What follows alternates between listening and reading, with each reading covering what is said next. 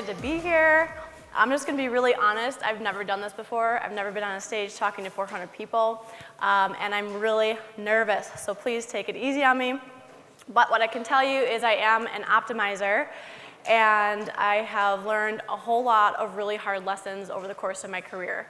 Some of them are quite awkward, some of them are hard to talk about, but we're going to talk about them anyways. Thank you.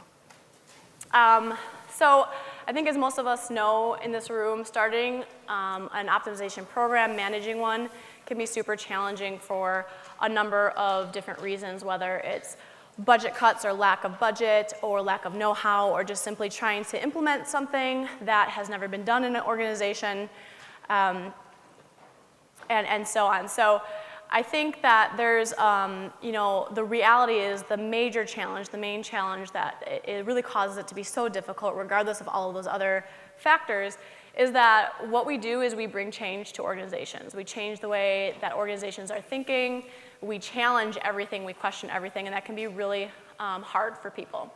So that brings us to the first lesson, and quite possibly the hardest lesson I probably have had to learn, which is sensitivity to organizational culture will make everyone's life easier, and definitely your life easier. So as a strong type A personality, I'm pretty much like, my goal is to get from A to B as quickly as possible. Whatever mountains might be in my way, move them however you need to move them, and get like super tunnel focused on what your end goal is. And this part of my personality is great because it really has been played a role in any maybe career growth or career success that I've had. But it's also, that same part of my personality has also played a role in maybe slowing my career progress down, maybe rubbing people the wrong way. And the reality is that it's because not every organization is the same. They're all very different. So I've worked for a number of different organizations, Kohler, Express, and I'm now at CEC, being involved in the optimization programs, and all three of those organizations are totally different. It takes finesse and know-how and patience to really accept that all these different cultures are different, and that just because they do things a different way doesn't mean that you need to change the culture, but that you need to kind of integrate yourself into it. So Express is a fantastic place to work. I loved it there so much.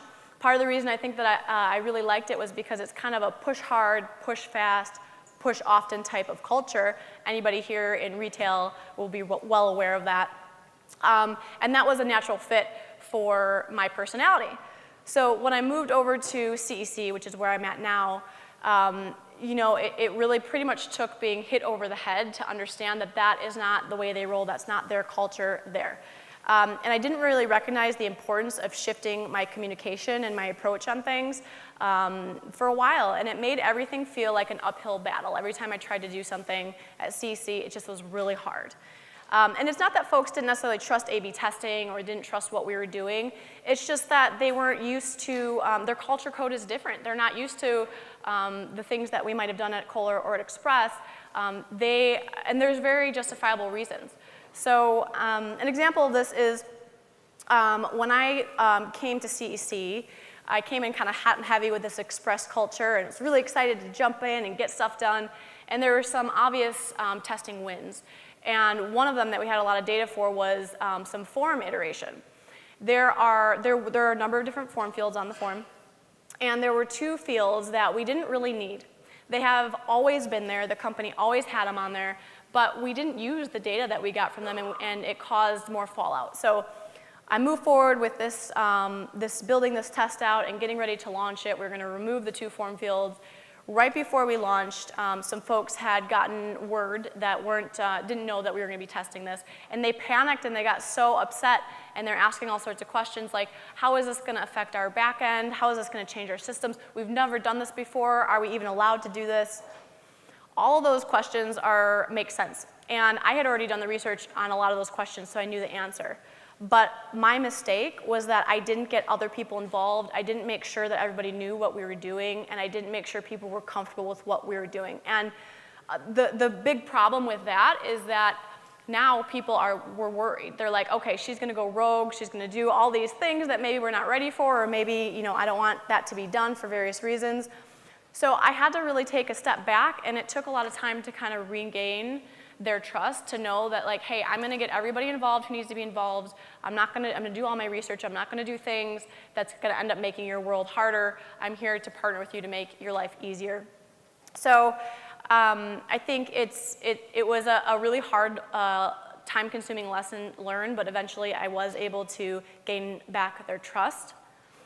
So I think, I'm sure a lot of you have already read this book. If you have, dust it off, flip through it again. If you haven't read about it or you don't know this book, I recommend getting it. It's a fantastic book about how to, just kind of a refresher and a reminder about humans, how we work psychologically, and how to communicate and the things to do to get people to feel comfortable and to get people's buy-in, which is really important as an optimization manager. Okay, this is a really super annoying lesson, and it annoys me every single day, but the truth is that the devil is in the details. The little things that seem tedious, that don't seem like they matter, these are things that can make or break a test, and I can give you a lot of examples of this.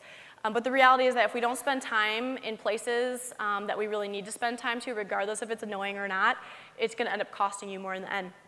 So an example of this is at CC in 2017, we ran a super simple test kind of in between some other things that we were working on. All we were doing is there was a word in our global navigation that when you clicked on it, it linked to a page. We were simply just moving that link, so it wasn't clickable anymore. And we had data and reason to believe that that would be a better user experience. Super simple test, didn't need a lot of time, and that's exactly how we went about it. So we kind of rushed through launching it. We moved pretty fast. We launched it on October 12th. Well, after monitoring the data, had been running for a little while, we were monitoring it, and we're like, you know what, something looks funky in this data.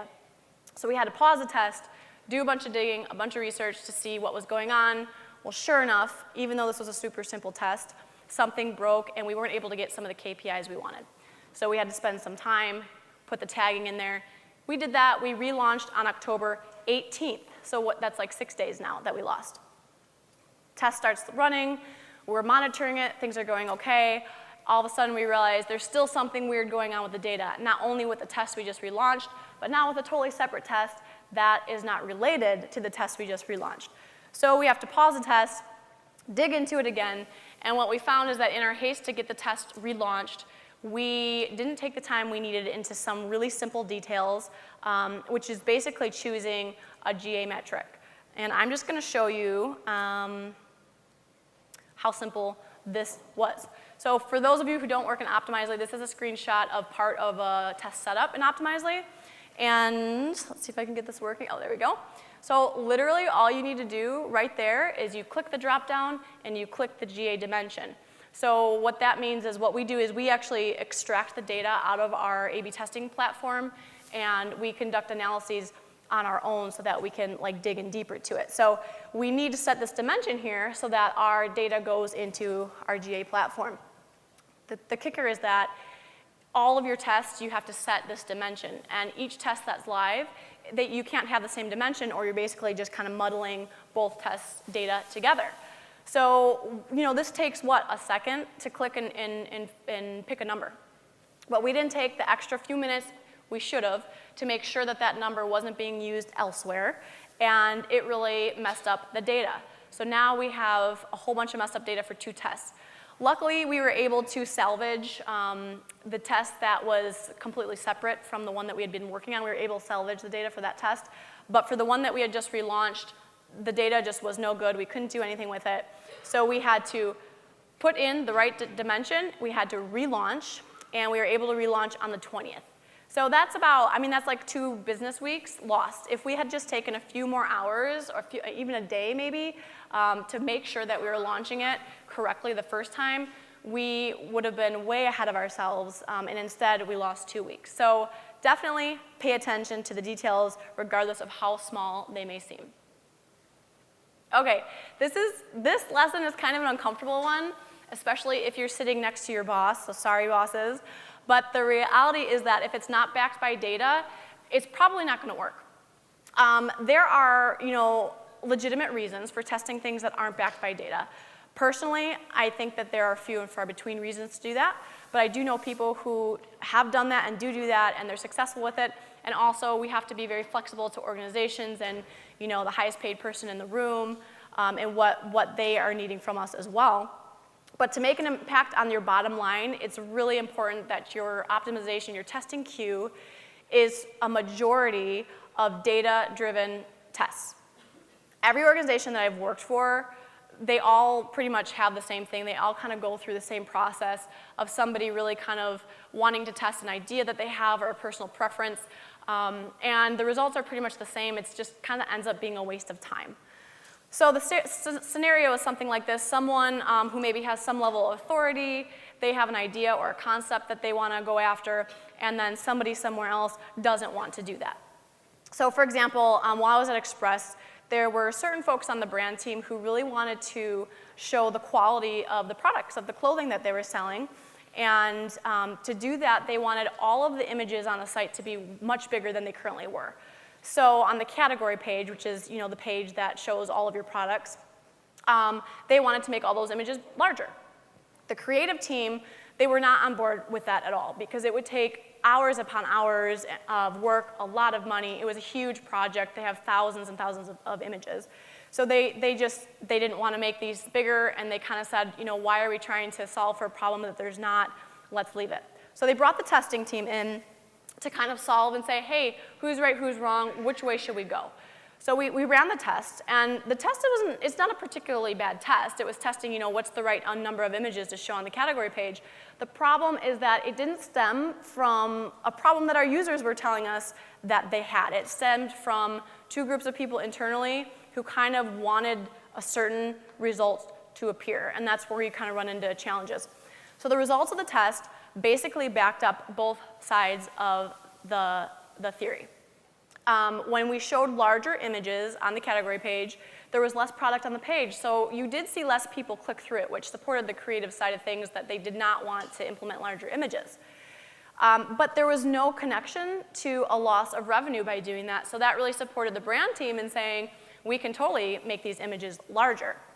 So the A/B test really didn't help at all. It just kind of stirred things up a little bit more, and it was really uncomfortable for us as the A/B testing team to go to some higher up people who really wanted to go after this and say, sorry, we can't support you with really any data, and it was a waste of time. So they made the decision on their own, regardless of the A/B test, because the A/B test didn't really provide any guidelines. And I've had similar experiences at Kohler and at Express. I think this is just something that we all have to go through and learn for ourselves. So that's kind of an example of a test that's not data-backed and what results you probably are going to get from it. So let's talk about an example that is backed by data. It came directly from our users, and it was a problem that we solved for. So at CC a while back, we added this filter here that you see. So this whole section, this is what we call our degree or program filter. So we're a higher education company. That was not on this page. So that wasn't on this page. This is our home page of one of our sites. We have a couple different sites. What we knew about our home page at the time was that it was the most viewed page for a specific audience that we were particularly interested in at that time. So we knew that a lot of them were viewing this page. We also knew that the people who viewed the page, when they interacted with something on the home page, they were 4.5 times more likely to become a lead. And the other thing we knew is that there was a huge exit rate on this page. So I mean, that's pretty easy, right? The data, the users are clearly telling us that there's a problem here. This page is really popular, but it doesn't have the content on it that they're looking for. So how do we find a solution?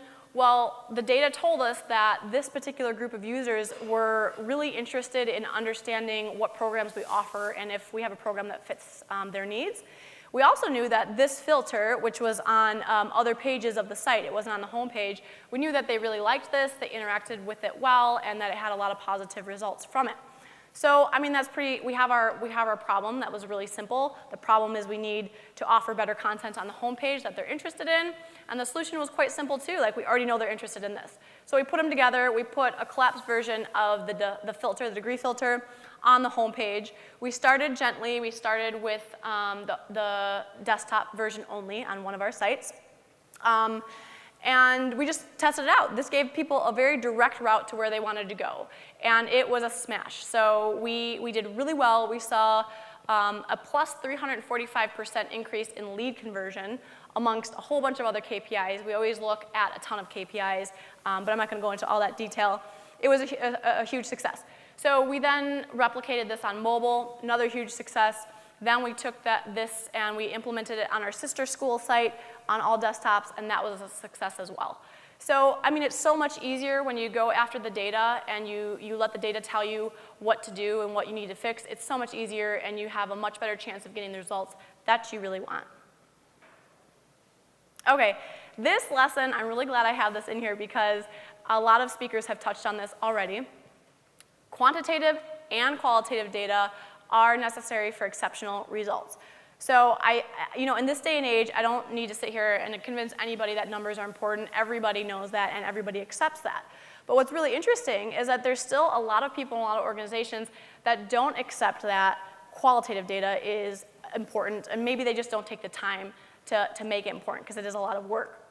So, I mean, honestly, if I had to pick one of the two, if I had to either have numbers or the non-number data sets, I'm going to pick the number data set because the numbers, it's going to tell you the what and the where, such as on the home page, there's a high exit rate. But why? Data is not going to tell you why all the time. So the qualitative data is going to allow you to figure out that why. Qualitative data is going to be things like eye tracking, focus groups, user testing. There's tons and tons of different data that you can get that's not a number. So a perfect example of how these two can work together really well is a test that we ran at CEC last year. We had a form on one section of our site. It was like a request information page. We had done a lot of optimization to that form, and it worked really well, and we had gotten it to a point where it was a solid win. The form did really well. So it just seemed obvious that we would take that winner and that form and roll it out across the site so that we would have consistent forms everywhere. So we went ahead, we rolled that out through an A/B test, and we're really disappointed and sad when the results came back and it didn't show a win. It actually showed a 24% decrease in form initiations, and we just couldn't figure out why. We were like, the new form is better looking, it's done so much better on other areas of the site, how is this not working? So what we were able to do is we were able to use a tool that we call, it's called SessionCam. There's a ton of these tools on the market. Whatever one you use is fine. This one in particular is pretty cool. It records everybody's session, so you can actually see, I'm going to show you an example in a minute. You can see what they're doing, what they're clicking on, where their frustrations are, but it also allows you to kind of filter down into things. So we were able to filter down into the session recordings of the people who were in the original and the people who were in the variation.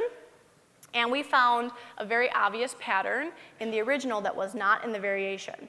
So if we can play the video. Let's see here.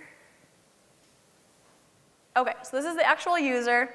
They are interacting with the filters. They're trying to find something that works for them. Okay, you can see right here they didn't get any results, and it doesn't seem like they really noticed that because they're continuing on trying to interact with the filters. They're scrolling around. They click on, this is the form. They click on the form. They realize it's a form.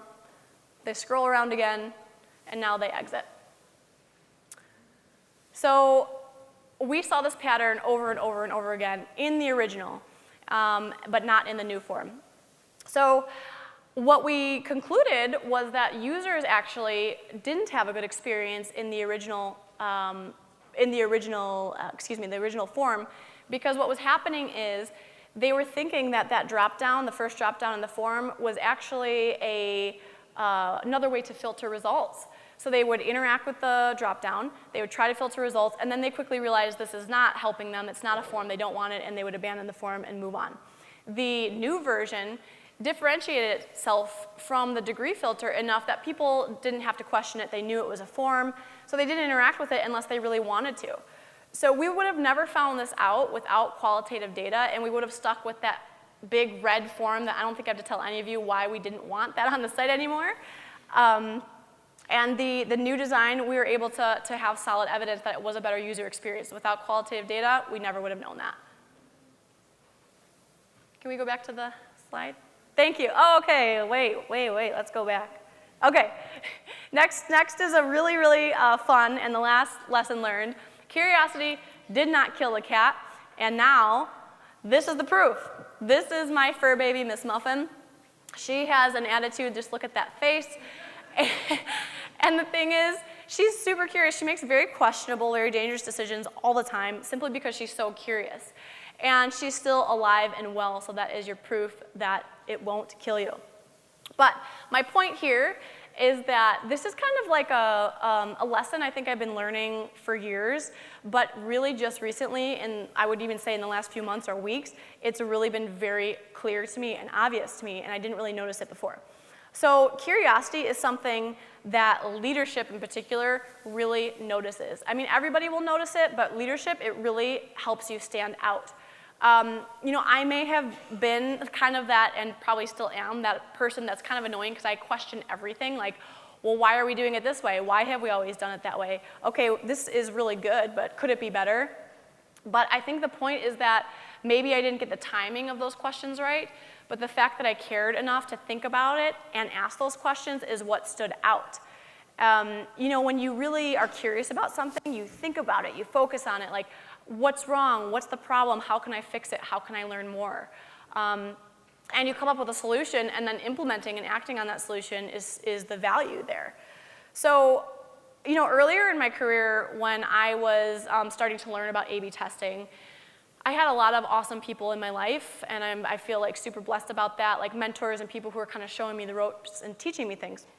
But there was something that I really felt super uncomfortable and hesitant about, and that is trusting the data, because I had no idea what was going on under the hood.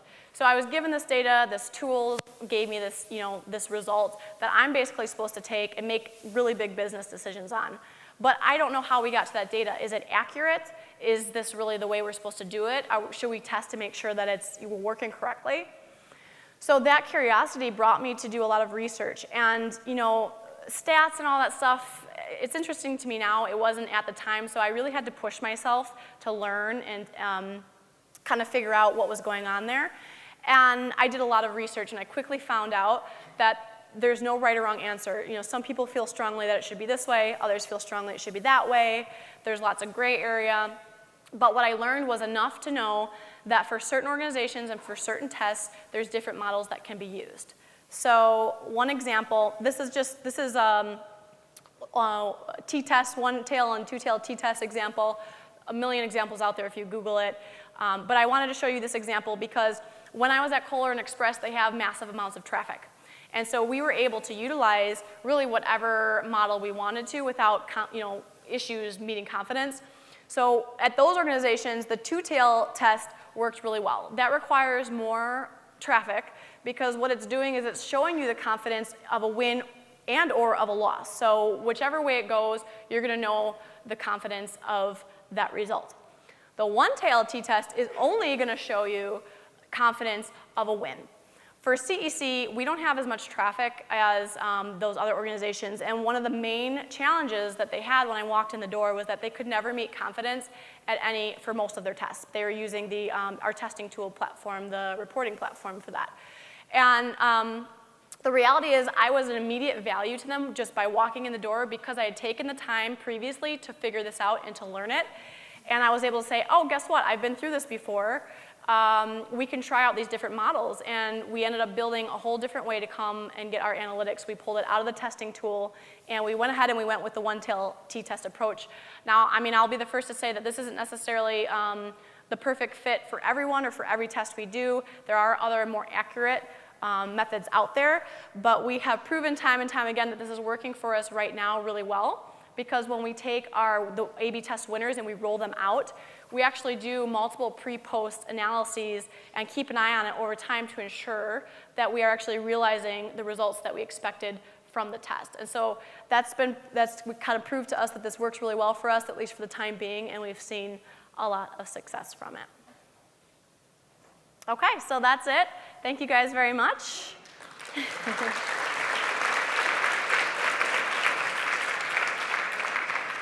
Thank you, Stephanie. We have a bit of time for questions, so let's pull them up. Okay, so what's the best way to address setup errors and mistakes made when putting up a test to your managers and team? Well, I mean, the first thing is going to be like QA and test and test and test. So, you know, I can't remember the exact quote, but there's a quote that I think we've all heard before where it's like 80% should be planning, and I think the other 20% should be actually implementation. I mean, that's it, right? Like, you have to plan, and you have to research, and you have to kind of map out what you're doing. And make sure that you make enough time to implement the tagging that you need. So if you don't know what KPIs if you didn't take the time to know what KPIs you need up front, you're not going to implement the tagging you need, and then you're going to regret it later on. So I think just be super thorough, pay attention, and plan. All right, blonde or brunette, which variant won? I mean, we could put it to a vote. You know, you guys can vote on it. Who's, you know, blonde? Anybody? I wish I had a picture to show you. My sister's blonde. Okay. So, you know, I think I can pull off blonde if I want to, but I have to say I've had fun in both shades, so I'm neutral. Great. What's the best way to address setup errors and mistakes? Oh, we already did that one. Okay, do you primarily use two-tailed tests? At CEC, we do not. We actually primarily use one-tail. And that's simply because we need to move fast on things, and that allows us to have to move fast with a limited amount of traffic. So other companies, yes, we did primarily use other methodologies, not just this, but at CC currently we're just using one-tailed t-test. How do you balance speed to market and ensuring that all your boxes are checked in high-velocity organizations? Yeah, that's really hard. I mean, to be honest, like, regardless of how much your budget is, like, one of the biggest challenges that we all have everywhere is we never have enough people, we never have enough resources. So, you know, I think where I've come at this point is it's quality over quantity. I do not present to leadership or to anybody like, hey, we've run this many tests, hey, we've run this many tests. What I present to them is, hey, we've been able to realize these results because we did a bunch of testing. And so I just really focus on the results, and then I don't feel pressure to get out a certain number of tests. All right, we have time for one last question. So sorry, Alpha. Sorry, Merritt. How long does it take to plan, execute, cool down an average test? Well, I mean, it depends. Again, for us at CEC, I mean, we run our tests for a minimum of about 2 to 4-ish weeks. That's kind of our sweet spot for the most part. We put a lot of time in planning, like a lot. So like, for example, we're working on some navigation testing, and we've been doing user tests and focus groups and deep dive GA analysis and all kinds of stuff for probably about 6 months. And we are now in our 3rd iteration of the test. They're all mapping out pretty well. I think one of them didn't do so good, but the rest are doing awesome. So yeah, so that we took 6 months to plan and figure out what is our problem, what should we be doing, and then we took maybe, I don't know, a month or less for execution. And then the launch is 2 to 4 weeks, and we're actually currently in the process of figuring out how to move forward. But once we hit a winner, we roll it out to 100% in Optimizely while we put a ticket in with our IT team to actually hard code it on the site. So that's kind of an elongated example, but for the most part, we put a lot into the data piece of it and the planning. All right, thank you so much, Stefanie. Thank you. Good job.